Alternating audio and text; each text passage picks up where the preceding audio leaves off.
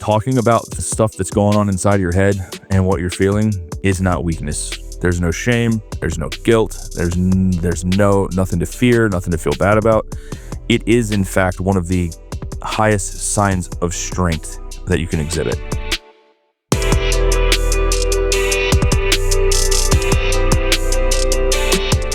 Okay, so Jonathan, we're going to talk about something that's going to make people a little bit uncomfortable. So please don't turn off the podcast or switch your dial or whatever you're doing. But let's get a little personal. Have you ever had one of those moments where you're not able to let things pass? You have your routines. Every morning you get up and you sit on the toilet and it's good. You're having a good day, but there's this one of those days you eat too much or you're sitting too quietly and it just doesn't happen and you're just constipated. So right now everyone's wondering, am I listening or watching to the right podcast? Yes, you are. And I promise this is going somewhere. Yeah, I mean, I will say I take pride in knowing that I don't normally deal with that. Right? Me too. Yep. There was this one time when I had, after surgery, where they had warned that you could be pretty blocked up for a while. And it lasted a while. And medication didn't even help. And then when it finally happened, I feel like neighbors several houses down could hear me screaming through the walls of the house because it was so bad. It's almost like after you get a tattoo and the endorphins and the release that happens from it, you're just like, and you just feel lighter and like you can no longer feel your heart beating in like every part of your body. And like, you're just like, cool, I'm glad that's over with. Yeah, I'm experiencing that right now. For those that are tuning in and don't know, I've ruptured my Achilles. I've been non-weight bearing for 2 weeks, got 2 more weeks to go. And sitting on my rear end is just wreaked havoc to all systems. So it's been an interesting experience. Yeah, I know it's tough. I mean, it's not good, but it's not good for us to sit still. We were talking before we recorded, like the secret to, staying active or staying vertical and breathing is staying active. Objects in motion stay in motion, right? I think there's truth to that to our lives. I mean, that's obviously it's true, but there's truth to that for our lives. Like the more we stay mobile, the better off we are. Things don't lock up and freeze up and it's tough. And I hope I'm not placating you right now. So with that, we owe the audience an update. So where are we in the journey of your blown apart Achilles heel? Surgery was supposed to have happened already. Canceled indefinitely. Yeah, it was canceled indefinitely due to a blood clot, and it's kind of a blessing in disguise. But now it's the long road to non-surgical recovery. And for those that don't know, blown Achilles takes about 12 months to regain normalcy on its own. So I'm looking for about a 12-month healing process. But the good news is I think I could probably be back to weight bearing and driving in the next 6 weeks or so. So some progress, moving there. But for those that are scratching their head going, what in the world are we listening to and talking about? It is. And we're not talking about physical constipation. I'm just going to talk. We are, but we're not. No, we're talking about specifically guys. So to the men listening, watch, to the ladies listening, we hope this gives you some insight into how the men in your life, whether it's friends, family, your husband, your boyfriend, fiance, sort of what goes on inside of our heads as it pertains to mental health, and sort of how we're wired by default, and sort of what happens. And so the funny but also serious side of this is, the emotionally constipated man, and why the idea of like man up just doesn't work. So like the big idea here, if it's too long and you're getting to where you need to go and you want to come back to this later, is we're told to basically suck it up, stay strong, keep it together. And over time, that stuff just leads to emotional gridlock, frustration, burnout, deteriorating mental health, anger, lash outs. And so we hope that this episode is going to help men and those who love them understand why expressing emotion can feel risky, but why it's the single greatest thing you can do for yourself. So it's like this: you can ignore constipation and you can deal with it, or it can deal with you. And so one things are going to happen. Like, why is this such a relevant topic, Mark? So this is an interesting topic because I think we're going to hit on a couple of different things, and maybe you can redirect me with this. But where I was going is I think we have this conundrum that our men are in right now in our country and our society, that we've labeled normal masculine things as toxic. So there's toxic masculinity, like being a man's man is not okay. Being strong, being tough, being a protector, being a chivalrous, those kinds of things are no longer, or have for a while been looked upon as being toxic. But then but then if we take it to the extreme, then it's like, but then being emotional is not right either. And so if we share or show emotions, now we're showing weakness.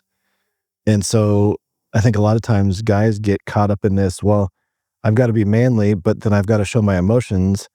But then if I show my emotions, then I'm not manly.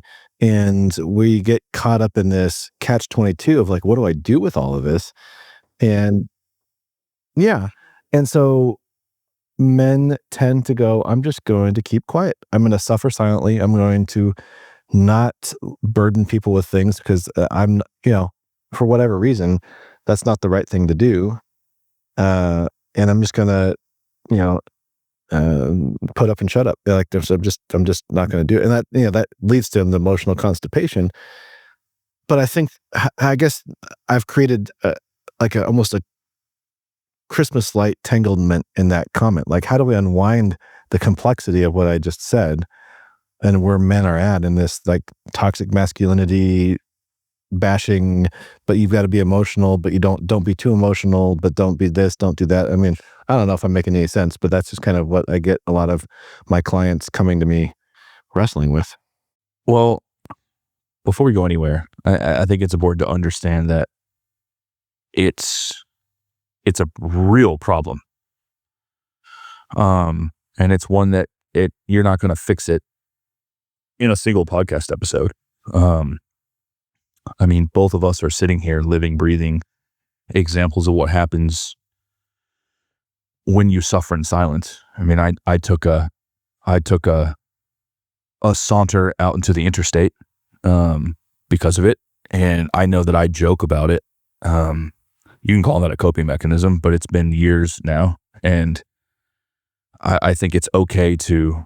I think it's acceptable, and at least where I'm coming from, to not make light of it, but to talk about it in a lighthearted way now, even though it's serious. But I mean, I'm just going to come with data, and so if you're listening to this and you are sensitive to this, or you have littles in the car and you're not quite ready to open them to this, then I would encourage you to either pause or like jump ahead 30 to 60 seconds and then come back. But I'm just going to read some statistics. So in the US, men take their life at a rate of 4 times higher than that of women.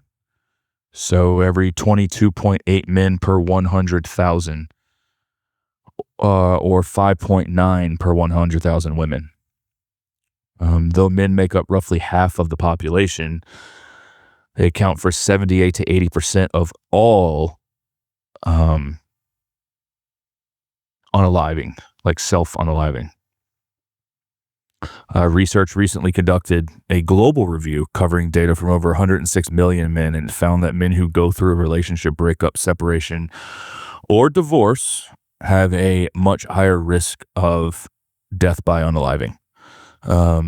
in some cases as high as 8 times the risk compared with married peers. You've got social isolation and lack of close emotional support are strongly linked to increased risks. Despite high suffering among men are far less likely than women to seek mental health care. One recent study noted that although men have disproportionately higher suicide completion rates, they are diagnosed and treated for depression and other mood disorders at significantly lower rates. So my perspective on that is men make up half the population, but we face an identity conflict of especially generational. So I'm 40 and I grew up in the world where there were still cigarette commercials on TV. And there were always these commercials of like this rugged Marlboro man who rode in on a horse, cowboy hat, just rugged, just like, brash, rough around the edges, resilient, grit, tenacity. I'm going to pick myself up by my bootstraps. If there's a problem, I'm going to fix it. I'm going to solve it. I'm not going to complain.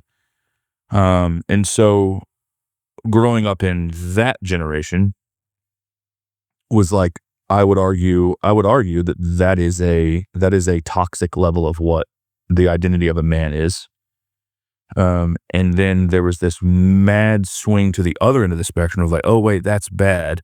But just like anything we do in culture, we tend to go to the other extreme. And so now you have this other extreme with a chasm in between where it's like, well, I don't know what to do because I don't want to be the person that just sits around and touches grass all day and cries about my feelings, because that doesn't feel like how I'm wired and how the role that I'm supposed to play.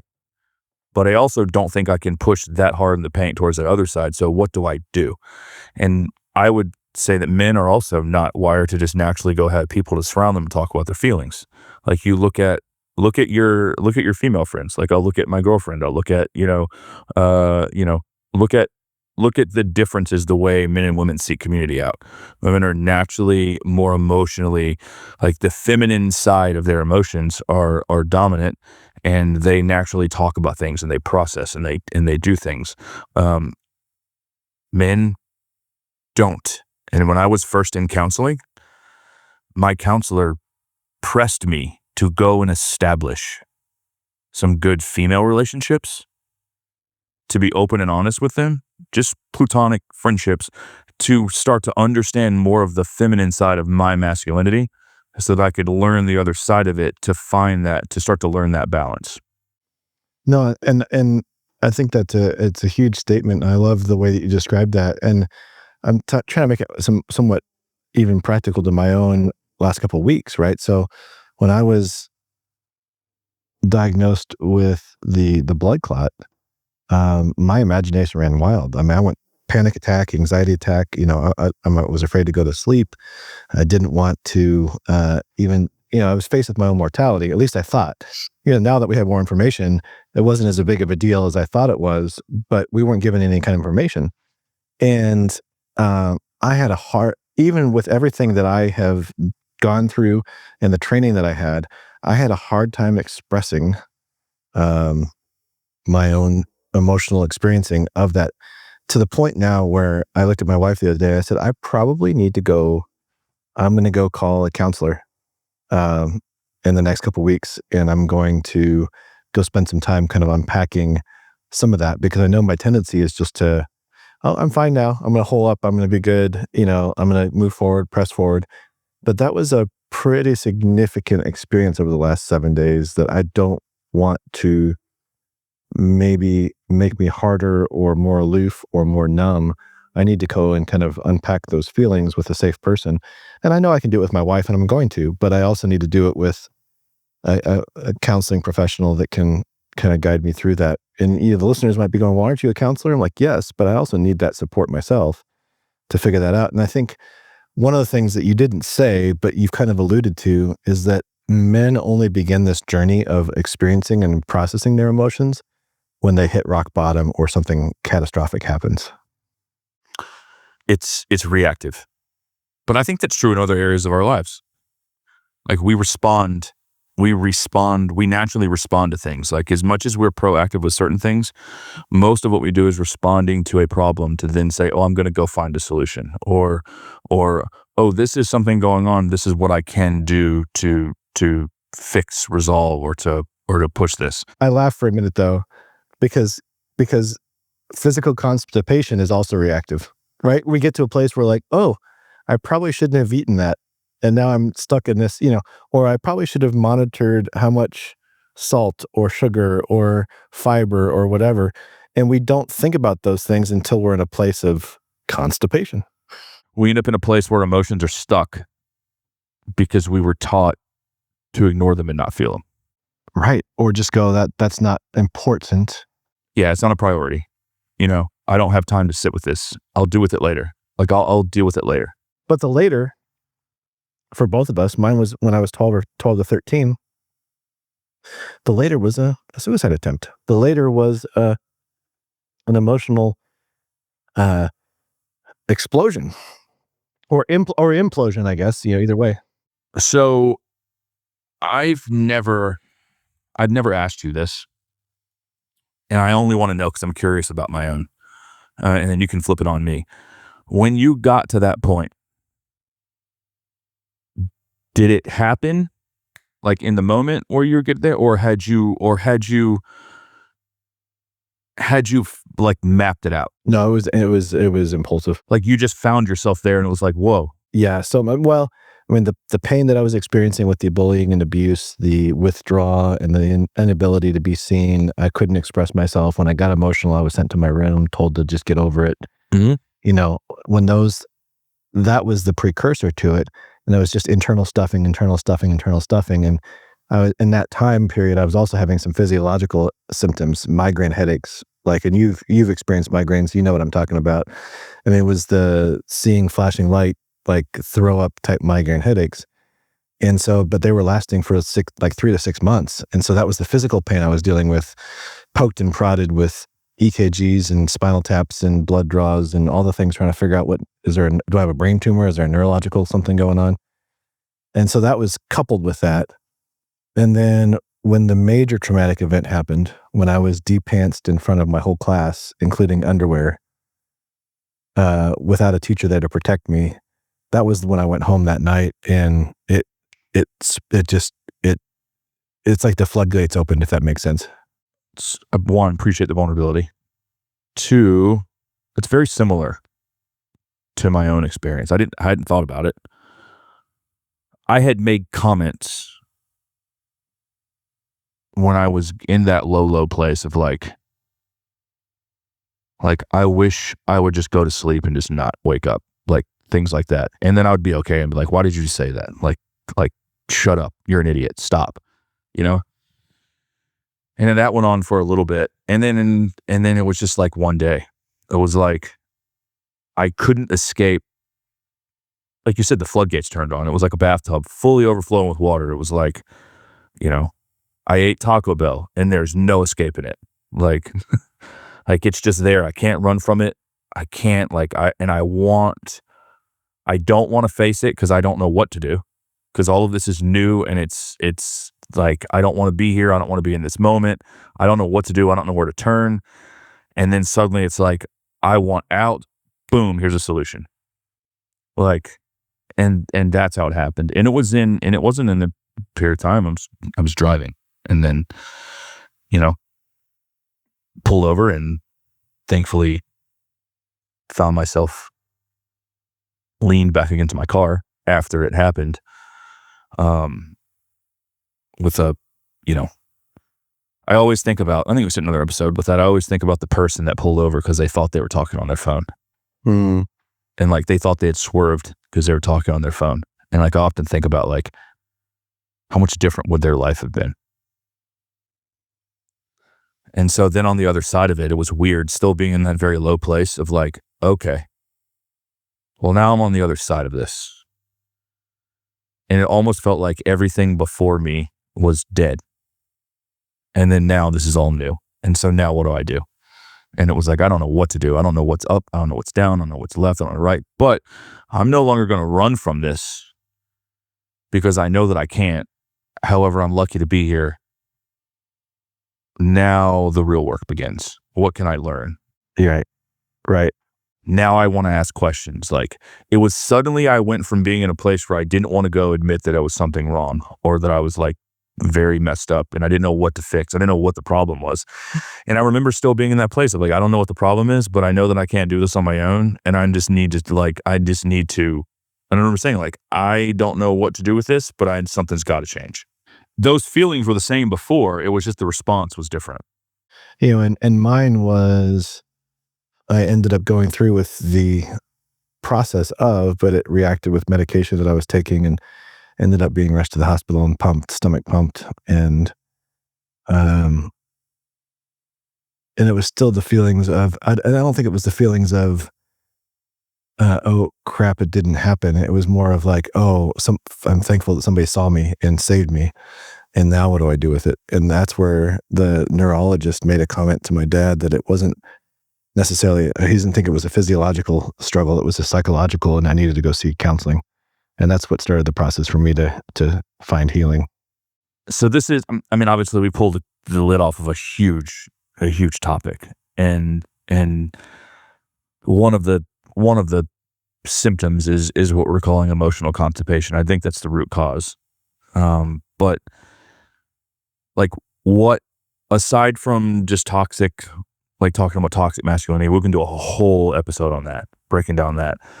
In your clinical opinion, and in your just Mark opinion, what has led the state of manhood to sort of be in that place where the vast majority of people that we meet that are our friends, the men in our lives and the men that, our significant others love, are like dealing with these symptoms below the surface and aren't talking about them? Like, what's got us here?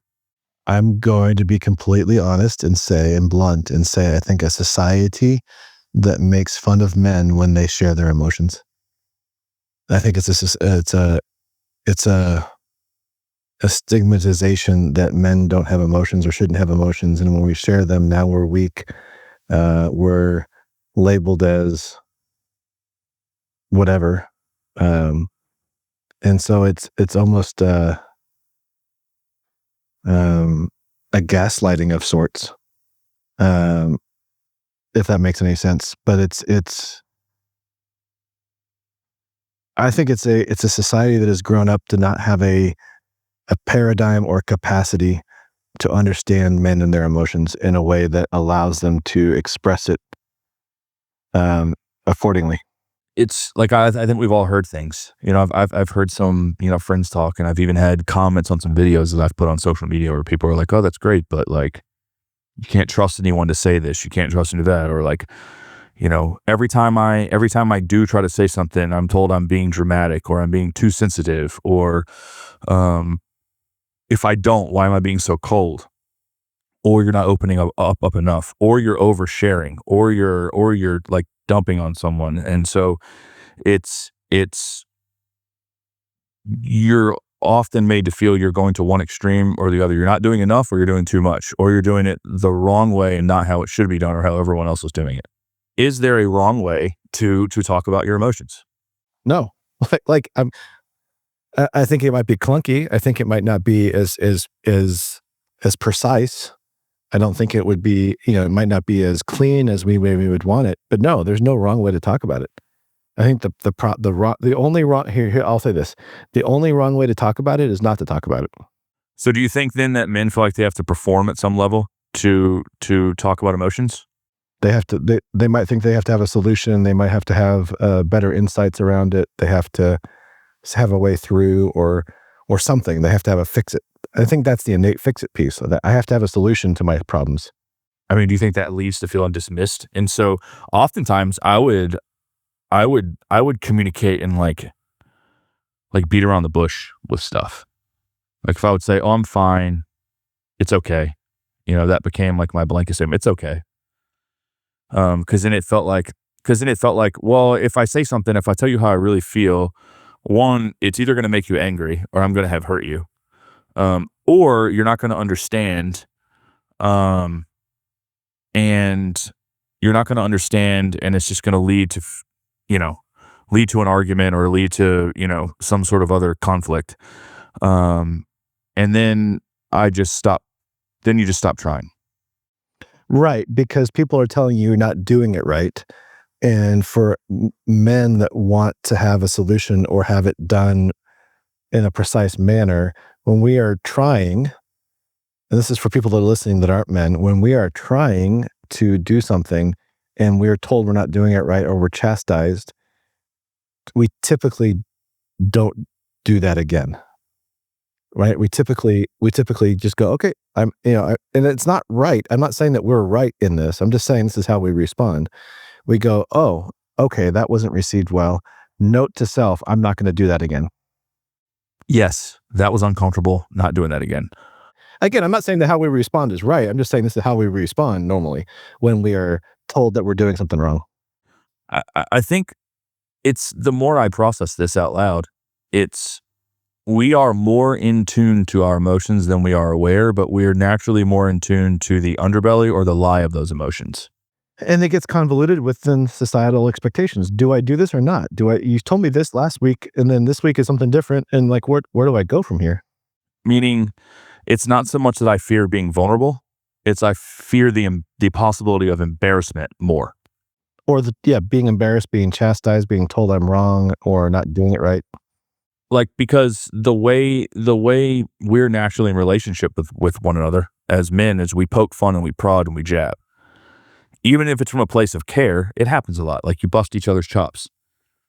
So if the fear is like, if I open up and share something vulnerable and nobody else in the room understands what to do with it, like, then you mock or tease, then it's an instant shutdown. It's received as a social threat, and then you move on to the next thing. That doesn't mean that what was done was inherently bad or with negative intentions. It's like, because the secondary problem here is that we don't know how to engage into those conversations with one another. We don't know how to hold, like like it's almost like we're looking for emotional perfection versus permission to be emotional, or an invitation to be emotional and just hold space. Oh, right. There's a couple of people I know, and then maybe you know these people too. A couple of them are pastors, and they say, "Well, I'm just not an emotional person." And I'm like, "Nope, that is a fallacy that you've come to believe." It's also like biblical, like, heresy. Oh, right. And I basically said, Like, from a purely creation standpoint, if you're saying that you are not an emotional person, it means that you are the only living, breathing, created that was not created in the image and likeness of God, and he just created a robot. and I would look at these people and go, "Nope, that's not true. What you're saying is I don't know how to engage my emotions, and I've been shamed or there's been trauma around that. So I've basically told myself that they're not important and I shut off." And I had one pastor look at me going, "Oh, dang. Like, okay. Like, what do I do with that?" Yeah, you're not emotionless, you're unpracticed. Like, it's a discipline. You haven't tugged at that thread enough to say, "All right, I can pursue this." Again, curiosity is big for me. Like, what is there to learn here? What strength comes in this? How can understanding this help me, one, better learn to care for myself and be better to show up for others? But you just said it right there. And I want to slow down for a second and let everybody else hear that. Curiosity. Can you unpack that for just a minute? Because I don't want to gloss over that because I think that is the key to encouraging and engaging men and opening up with their emotions. I think curiosity is something that's not inherently true or practiced in culture as a whole, but I don't think men are naturally as curious and as we could be, because it's a discipline. We don't ask questions. It's this or it's that. It's A or it's B. It's if this is broke, it gets fixed, and we figure out as we do it. If you don't stop and just learn to ask questions, look at something, pause, zoom out, and say, what would happen if? What what could I do if blank? Like, what's going on here that is leading me to feel, experience, or pursue blank. So learning to just ask a question. Asking questions is not overthinking. It's not rumination. It can turn into it, but ask a question. You've heard us say it before. What is the lie that I'm being told? What's the truth that I'm not seeing? And then now how can I act on that truth? With me, it got to a place where I was like, okay, I have nothing to do but just basically start. And then I ask questions like, how can I use this to make myself, like, to rebuild myself into the best version of myself? To pursue the things that I was like, oh, I'll never be that. Like, I'm not good enough. I'm not this. I'm not that. I'm not that. All those negative things. Okay, none of that's true now because I'm still here, so I am good enough. So now how can I use that? Okay, I am good enough. How can I become better? I am loved. How can I learn to love myself more so I can love others more authentically? How can I care for myself so that I can learn to care for others more effectively? Like, it's learning to see that it's both and it's a revolving door. I can walk through both sides of this door, knowing that spending time on one side of the door is to build and care and learn everything that's inside of me, understanding those feelings and emotions and thoughts so that I can learn to advocate for others, to understand, oh, I see what they're saying here. I don't really need to respond to that, but I can show up and help in another way. Like, now's not the time to make a joke. Let's just, how I can respond differently so that I can care for myself and other people. So if you're listening, men and or wives or girlfriends or friends, we'll post this in the show notes, but there are 3 resources that I would say could help guide you in this that you could do on your own. And they're 3 resources that I've created over the years. The Path Out of Loneliness is one. The Path to Wholeness is another. 2 books that I wrote. But then I have a workbook that's called, basically the Loneliness Workbook, and it helps unpack a lot of these things at your own pace. And we can put those links into the show notes. But it's, if you're interested in doing this, but you're afraid to kind of do it with somebody right now, maybe start by doing it on your own. And then we would encourage you to find a safe person that you could begin to unpack these things with.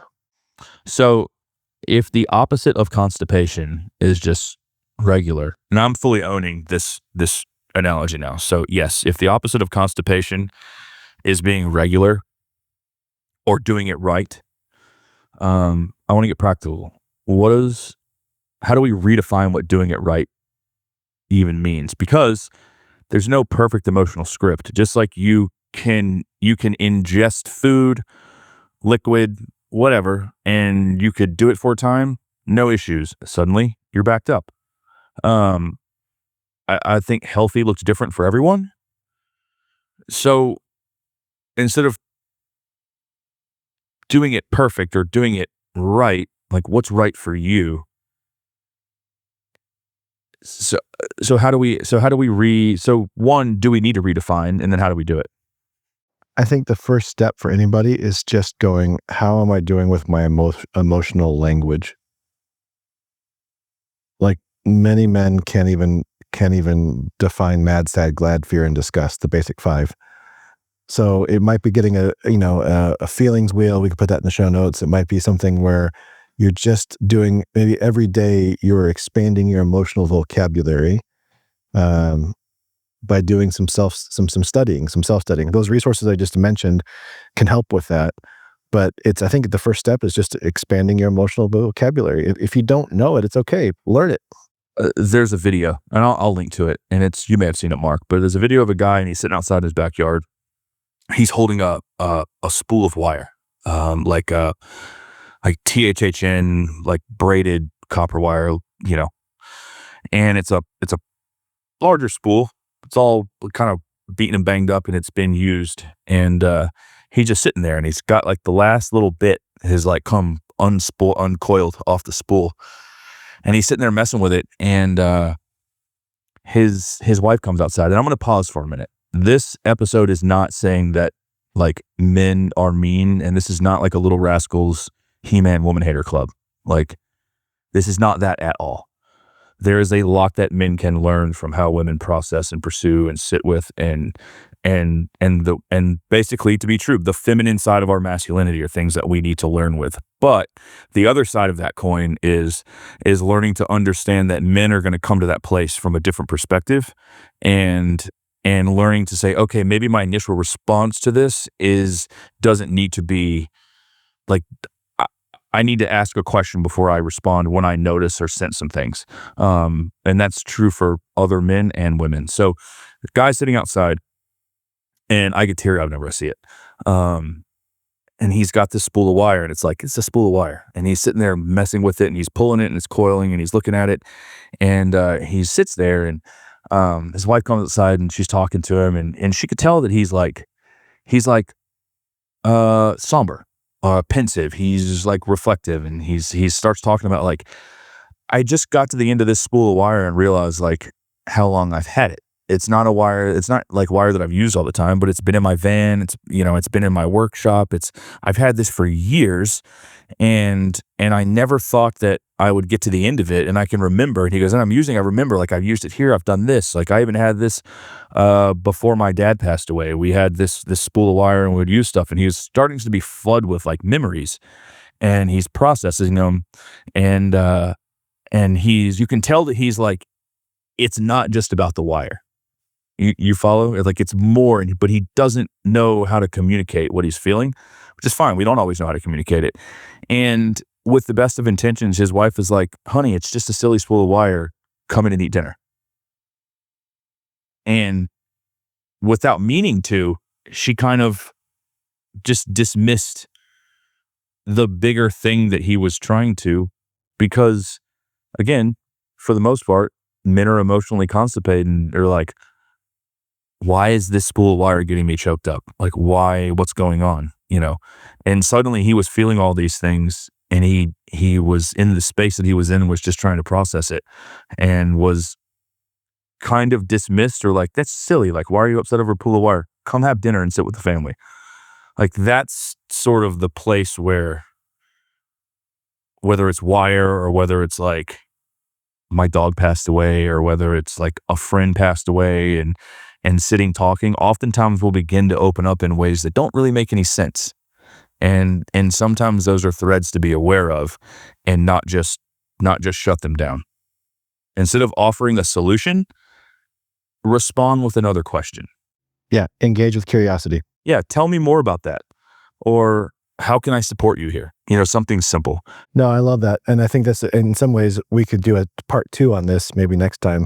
But I think that's a great place to start, is just, it doesn't have to make sense to you, men or women that are sitting with guys that are trying to express their emotions, but it doesn't have to. That's what I tell when I work with parents of kids. If your kids are expressing their emotions and it doesn't make sense to you, it doesn't have to. That's okay. It's their attempt to explore those things. And so just the best thing you could do is to lean in with curiosity and patience. And I would say this: curiosity and patience. Men, as you're watching, listen to this, talking about the stuff that's going on inside your head and what you're feeling is not weakness. There's no shame. There's no guilt. There's nothing to fear, nothing to feel bad about. It is, in fact, one of the highest signs of strength that you can exhibit. Choosing to open up and say, man, I've been thinking about this a lot lately, and I don't really know what to do with it. Or I just don't feel great right now. You don't have to know how to fully explain it. You don't have to know how to you don't have to have the answers, but choosing to say, hey, this thing's been going on and I don't like how it is. Can you be there with me? The first thing I did, and this is true for me, this is not what everyone else needs to do, is I reached out to some people and were like, I need to work on some things and I would like you to be a part of it. I don't expect you to fix anything. I don't expect you to solve anything, but I just want you to be, like here and aware of what's going on. It allowed me to hold myself accountable, and it allowed me to feel like I wasn't alone. And it set the expectations of like, I don't want you to fix anything. I just want you to know where I'm at. And that's the thing. Men aren't emotionalists. We're unpracticed. Like mocking, whether it's in good intentions or bad, it kills vulnerability. And in place, we just need invitations to be, an invitation to practice is what's going to rebuild it. There's no wrong way to share what's real. Well, this has been a good conversation, Jonathan, and I think there's probably a lot more that we can talk about this, so hope we do. If you're listening and you are enjoying what you're hearing, please subscribe, follow, share it with a friend. But also, if you got any questions around what we're talking about, feel free to reach out to us. We'd love to engage those questions on a future podcast.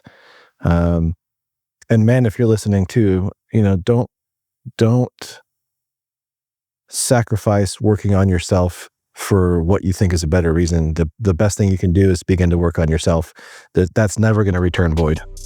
It's much better for you and those in your lives to work on yourself proactively and instead of reactively.